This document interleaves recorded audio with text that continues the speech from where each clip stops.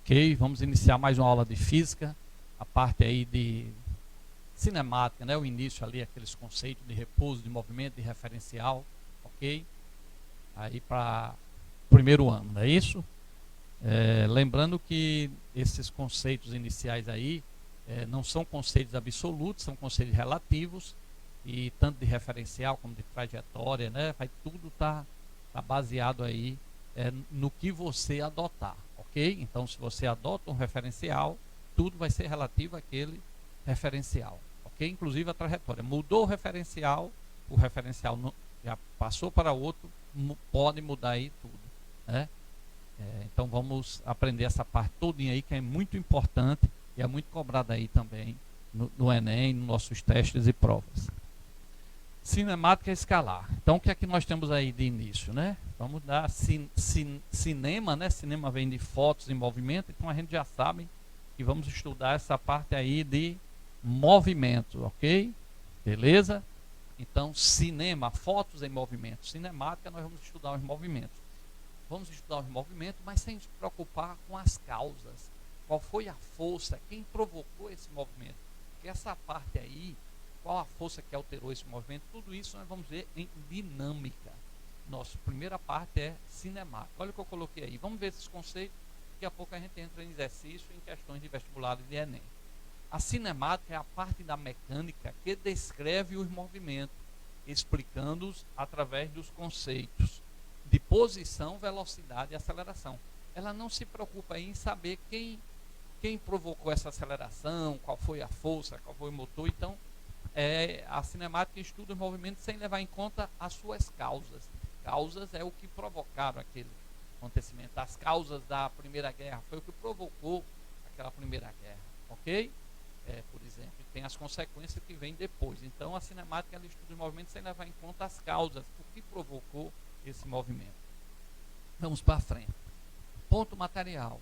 Corpos cujas dimensões são desprezíveis quando comparadas à distância envolvida. Aí botou um exemplo bem simples, uma caneta no oceano. Ora, no oceano, um navio de 3, 4 andares, né, do tamanho de um prédio de 3, 4 andares, some. Um avião que leva 700 pessoas some. Então, levando as dimensões do oceano, a caneta e o navio são pontos materiais, ok? Já o corpo extenso, né, corpo de dimensões consideráveis quando comparado à distância envolvida. Por exemplo, se eu botar a caneta na minha mão, eu não posso desprezar, né, de forma alguma as dimensões da caneta. Então, nesse caso aqui, a caneta passa a ser um corpo extenso. Só para esses conceitos iniciais que são importantes, daqui a pouco a gente vai para exercícios. Olha só, o referencial. Considere que você queira determinar a posição de um determinado ponto material, de uma caneta lá de dimensões desprezíveis em relação ao estudo. Para isso, devemos lançar a mão daquilo que aprendemos em matemática.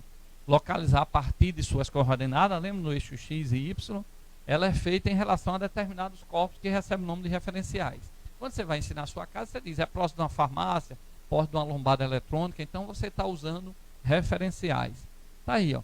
Você vai ter um referencial para definir aquele ponto lá, que a gente usa muito na física, e o referencial é importante, porque pode provocar mudanças em todas as medidas, dependendo do referencial. Então aí, ó, só lembrando aí lá da matemática, ó, sempre que você tem um ponto P, você vai ter as coordenadas A e B em função desse referencial aí, ok? A observação, ao mudar o referencial escolhido, muda as coordenadas do ponto. Lógico, né? Se a gente vai coloca o referencial aqui, ó, coloca o referencial aqui, agora o tamanho de A e de B vai mudar. O tamanho de A aqui, ó, vai mudar, então já vai ser outras dimensões. Diferente quando esse referencial era aqui e o A era bem maior. Então muda de acordo com o referencial. Vamos para o conceito de repouso e movimento, que usa muito essa parte de referencial, e nós vamos usar isso o tempo todo, né? Na física, mais na frente, a gente vai entrar no referencial inercial. E só é considerado, as leis da física são as mesmas para referenciais inerciais. Então, se o corpo que está vendo o que está ocorrendo, ele está parado ou em movimento retilíneo com velocidade constante em relação a um referencial fixo, tá? Então, aquele corpo ali, ele pode usar as leis da física são a mesma, porque ele é um referencial inercial. Mas se você já for usar o referencial, você estiver dentro de um carro fazendo uma curva, se você for usar o que a física que você está vendo ali você está no referencial fazendo a curva, você está no referencial não inercial. Então, a situação física muda, ok? Então, a gente vai ver isso mais na frente, muito importante o conceito de referencial inercial. Por enquanto, eu quero que vocês só se detenham aos conceitos que eu vou botar agora de repouso e movimento, e vamos fazer um exercíciozinho, inclusive, de Enem. Repouso. Um ponto material está em repouso em relação a um certo referencial quando suas coordenadas medidas neste referencial não variarem com o passar do tempo. Então, por exemplo, se você está dentro de um ônibus e você está lá, o motorista ali. Então, em relação ao motorista, tá certo? Se sua distância não está mudando, sua posição ali não está mudando em relação ao motorista, mesmo você estando em movimento dentro do ônibus, para quem está fora, tá? Para o referencial fora, para o referencial motorista, você vai estar em repouso, mesmo sentado dentro do ônibus. Por quê? Porque sua posição em relação ao motorista continua mesmo as suas coordenadas, né? A distância ali não está mudando. Então, neste caso, como as suas coordenadas em relação ao referencial motorista não está mudando, você está em repouso em relação ao motorista, ok? Mas em relação a alguém que está fora, sentado, vendo o ônibus passar por ele, você vai estar em movimento. Então, o conceito de repouso e movimento são conceitos relativos, tá? Olha aí o conceito de movimento. Um ponto material está em movimento em relação a um certo referencial, quando suas coordenadas, na medida deste referencial, variarem com o passar do tempo. Então, se uma pessoa está fora e vê você passando num ônibus, ela vai dizer que você está em movimento, porque você está mudando as coordenadas em relação ao referencial quem está sentado lá fora. Ok? Aí eu botei aqui, ó, estes dois conceitos, né? Dependem do referencial adotado, ou seja, são conceitos relativos. Beleza? Vamos para frente, a gente vai fazer um exercíciozinho sobre isso, mas quando a gente chegar mais na frente, se aprofundando, essa é a primeira parte aqui de física, primeiro ano, né? Quando a gente se aprofundar em referenciais inerciais, que é um ponto importante para você entender física, aí a gente reforça mais ainda isso daí, ok? Vamos embora. Está aí um motorista, ó, o ônibus, aquele que eu falei. Em relação ao motorista, você vai estar em repouso. Em relação a alguém sentado na calçada, você dentro do ônibus vai estar em movimento, como o ônibus e o motorista também, ok?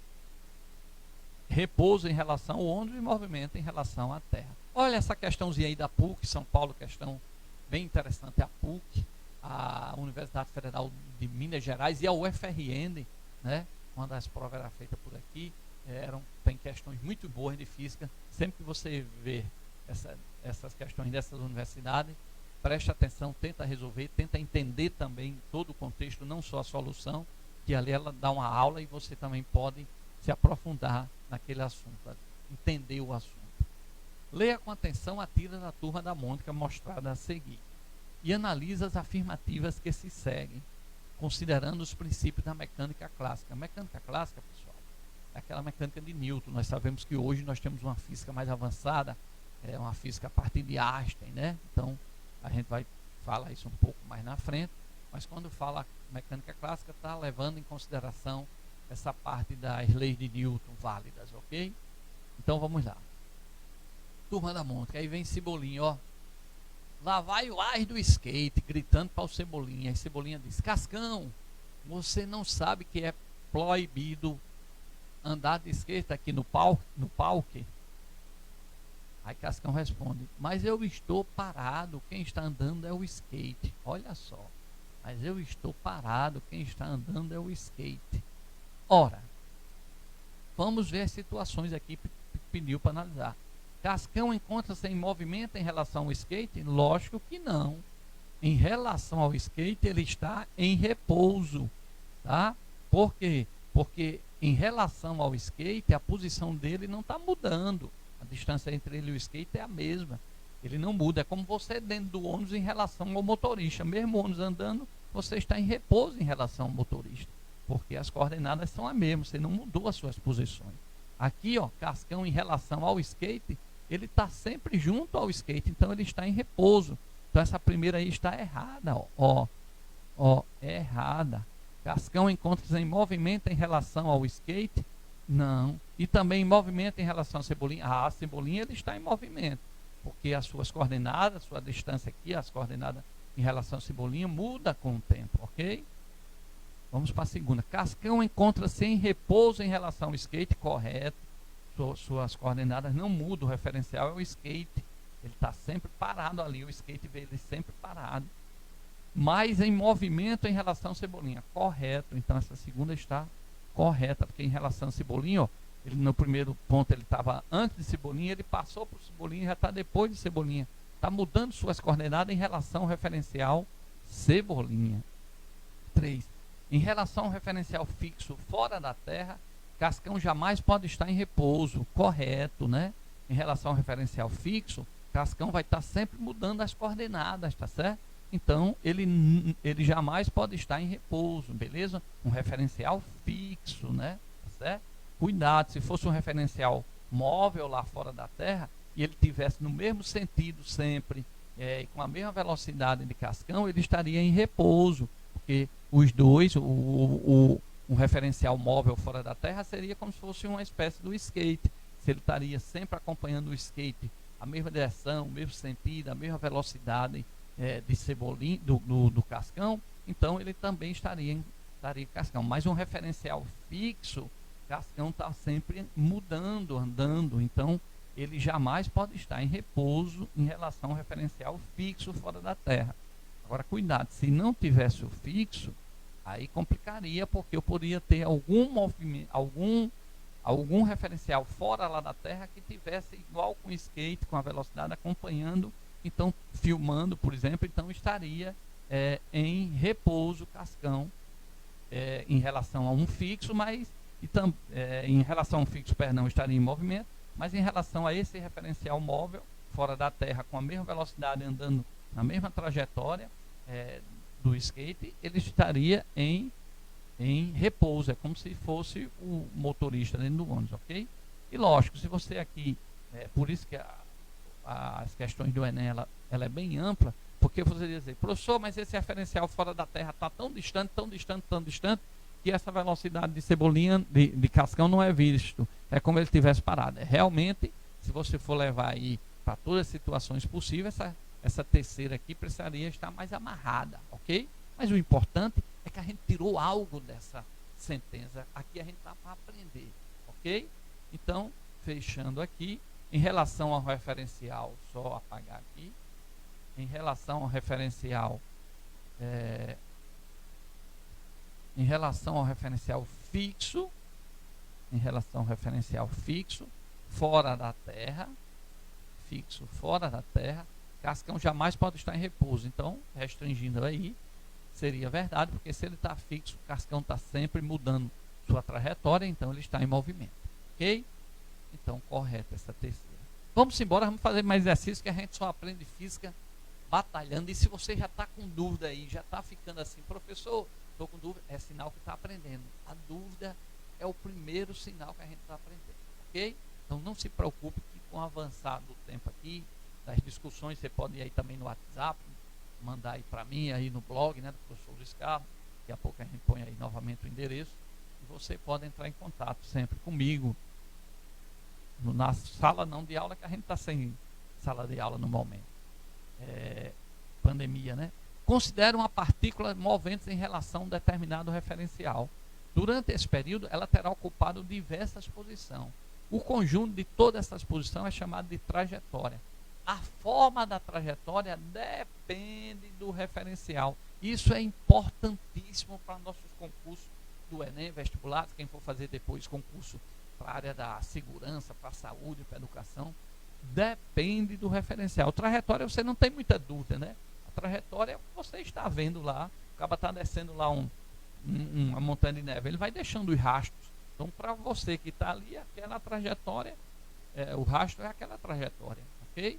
Então, pessoal, trajetória é importante, mas o que eu quero fechar e que eu vou fazer exercício aqui é mostrar que às vezes a gente perde questões de trajetória porque a gente esquece que ela depende do referencial. Vamos fazer aqui um exercício, um exemplozinho. Olha aí o avião soltando uma bomba, tá vendo?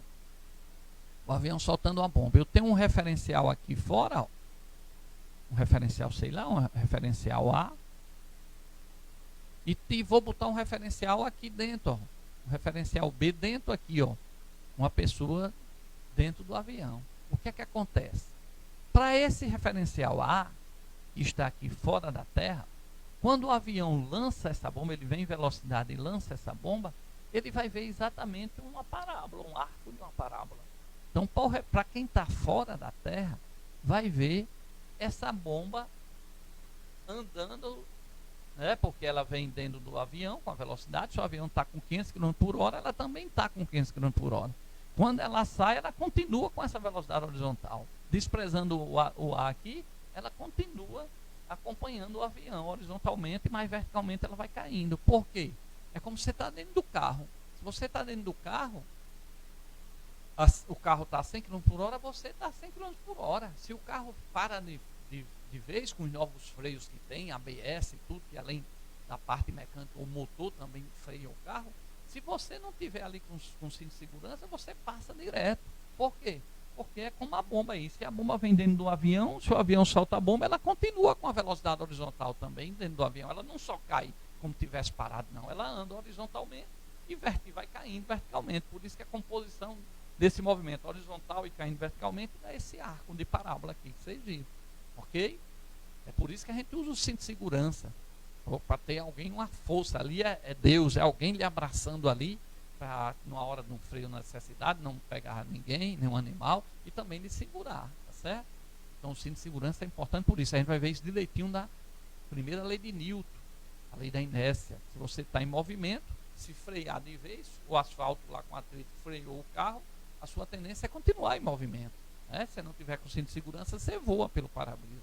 Então é muito importante o cinto de segurança, que é uma aplicação da primeira lei de Newton, que a gente vai estudar mais na frente, em dinâmica, né? Estuda os movimentos levando em conta as causas daquele movimento, ok? Beleza? Então, pessoal, voltando aqui para a nossa trajetória, ó, para quem está aqui em A, essa bomba vai cair formando um arco de parábola, tá? E para quem está dentro do avião, vai ver o quê? Ó, em relação ao avião, quem está dentro do avião, a bomba, como se o avião estava a 500 km por hora, a bomba continua 500 km por hora. Na realidade, continua quase esse mesmo valor. E nos exercícios de vestibular, que despreza o ar, que o ar não vai interferir, ela vai continuar com essa velocidade horizontal o tempo todo. Então, para quem está dentro do avião, a bomba vai acompanhando ele. Então, para quem está dentro do avião, só vai ver essa bomba o quê? Ó? Só vai ver essa bomba descendo verticalmente, porque vai acompanhando ele. Então, só vai ver como se ela estivesse caindo verticalmente. Então, ó, a trajetória em relação a esse referencial B, que está lá dentro do avião, é uma linha reta vertical. Para o observador que está vendo na Terra, ele vai ver essa parábola. Então, a trajetória depende do referencial. Isso é muito difícil o aluno entender assim na primeira explicação. Mas nós vamos fazer mais exercício para tentar ir modificando esse seu pensamento. E lembre-se, a gente só consegue aprender alguma coisa se a gente tirar o que a gente pensa um pouquinho do lado e deixar o pensamento da outra pessoa ir entrando para ir aos poucos construindo, mudando o seu. E se você estiver correto, tudo isso que a pessoa falou, você joga fora e continua com o seu. Mas enquanto não, você tem que parar e escutar o que a gente está falando para tentar construir esse novo pensamento. E depois você pode ver que nós estamos certos com isso daí. Se não, eu digo isso porque em sala de aula a gente senta do aluno, mas se não, você deixa de lado e escuta o meu. Se eu estiver errado, tudo bem, você até manda aqui para a gente aprender, ok? Mas não dá para a gente aprender se a gente já tem um pensamento e não quer que entre. É que nem isso serve para todas as áreas da vida. Você tem aquilo na cabeça e não deixa a outra ideia, os outros argumentos entrar, você nunca vai construir um novo, tá? Ou se o que vier novo estiver errado, você depois deleta e continua com o seu, mas tem que parar um pouco e escutar e ver, observar os argumentos, ok? Vamos embora. Pronto, ó. Vamos ver agora um outro ponto que pode aparecer na questão do Enem. Ó, considera um avião em movimento retilíneo e horizontal e um ponto P situado em uma extremidade de sua hélice. Então eu peguei aqui a hélice e pintei aqui, ó, um ponto P. Vamos pintar de vermelho. Pronto. Essa hélice vai girando, esse ponto vermelho vai girando. Eu que estou aqui no avião, ó, aquele observador B, tá? Está aqui no avião, ó. Quem está aqui no avião vai ver simplesmente o quê? Uma circunferência. Esse ponto sobe, desce, vira, sempre formando a circunferência para esse observador B, tá? Mas para um observador A que está aqui fora, ele vai ter que juntar os movimentos. Ó. Ele disse que o avião está em movimento, tá? Está aqui, ó, em movimento.